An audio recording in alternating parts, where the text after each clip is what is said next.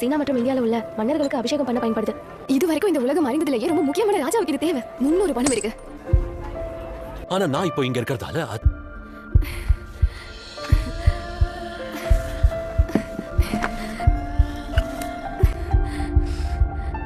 தூய நல்லதும் மரியா,